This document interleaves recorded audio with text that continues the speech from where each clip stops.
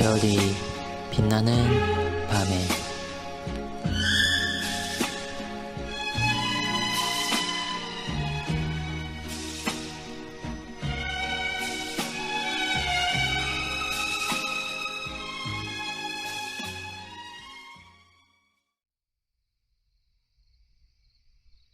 (44문은) 41일차를 참고하시기 바랍니다.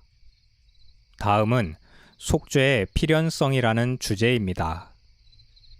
이 주제는 말하자면 하나님께서 타락한 인류 가운데 그분께서 택하신 백성들을 구원코자 하셨을 때 반드시 속죄라는 과정을 거쳐야만 했는지 아닌지에 대한 것입니다.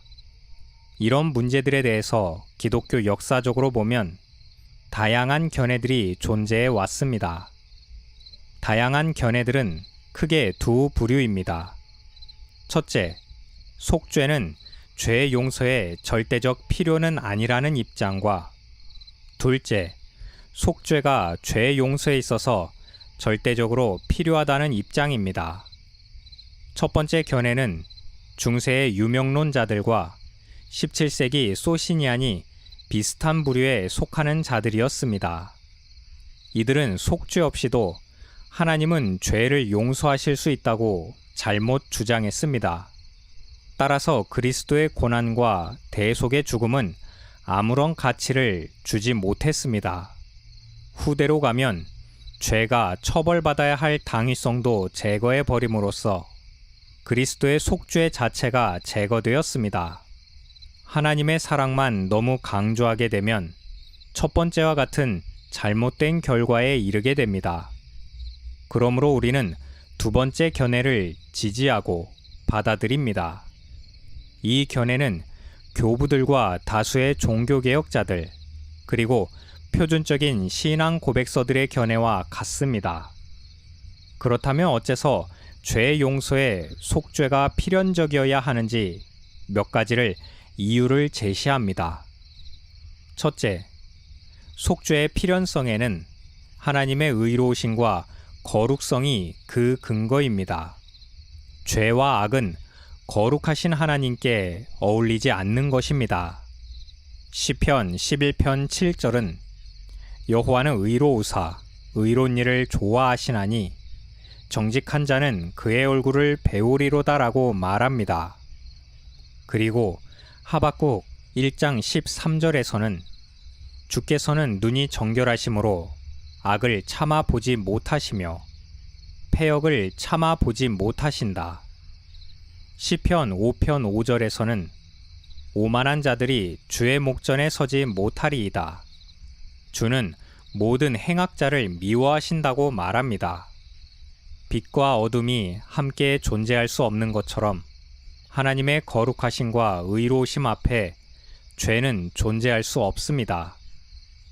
만일 어떤 죄인이 하나님 앞에 나올 수 있다면 그는 먼저 죄가 속해져야만 합니다. 그러나 죄의 삭은 사망이라고 했듯이 죄 용서에 따르는 대가는 죽음뿐입니다. 따라서 죄인이 속죄함을 받지 않고는 하나님과 교제할 수 없고 속죄함을 받으려는 죄인은 영원한 죽음에 처해져야 하며 따라서 죄인은 아무도 살아서 하나님과 교제할 수 없다는 결론에 이릅니다.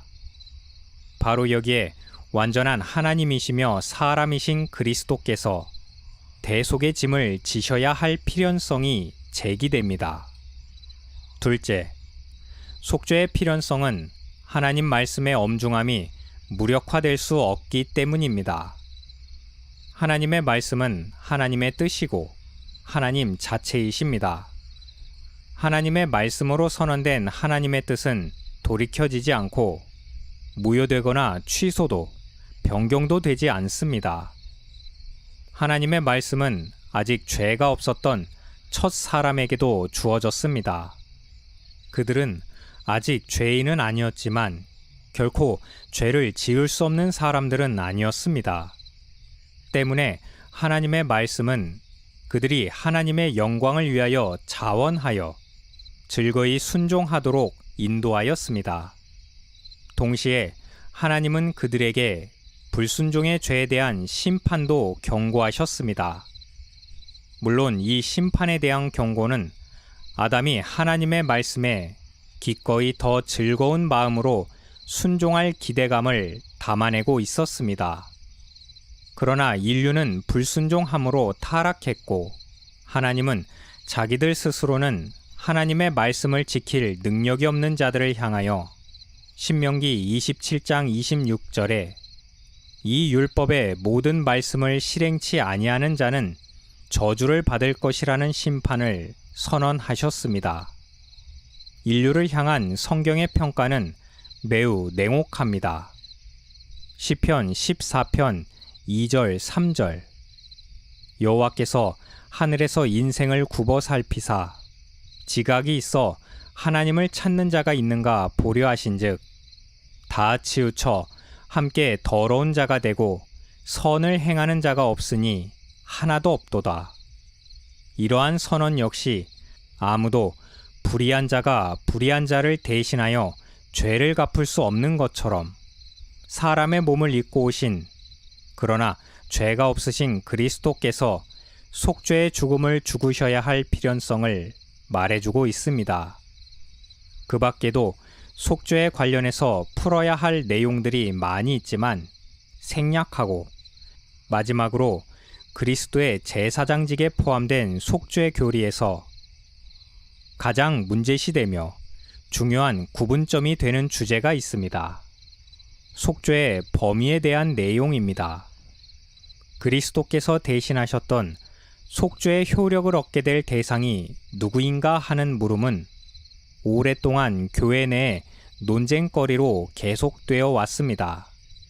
이 논지의 핵심은 성부께서 죄를 대속하기 위하여 그리스도를 세상에 보내셨고 그리스도께서 아버지의 뜻을 이루려고 이 세상에 오신 것은 오직 택함을 받은 자들만을 구원하실 의도이었는지 아니면 모든 사람을 구원할 의도였는가 하는 것입니다. 이에 관하여 우리의 입장은 너무나 명백합니다. 그리스도는 실제로 그리고 확실하게 선택받은 사람들만을 구속하기 위하여 죽으셨다입니다. 소위 제한 속죄론으로 알려진 이것은 칼빈주의 5대 교리로 알려진 도르트 신조의 한 주제이기도 합니다. 성경은 반복해서 그리스도께서 위하여 그 목숨을 버리신 사람들을 명확히 한정시켜 묘사하고 있습니다. 요한복음 10장 11절 나는 선한 목자라 선한 목자는 양들을 위하여 목숨을 버리거니와 이 비유는 그리스도께서 누구를 위하여 죽으셨는지 대상을 명확히 하셨습니다.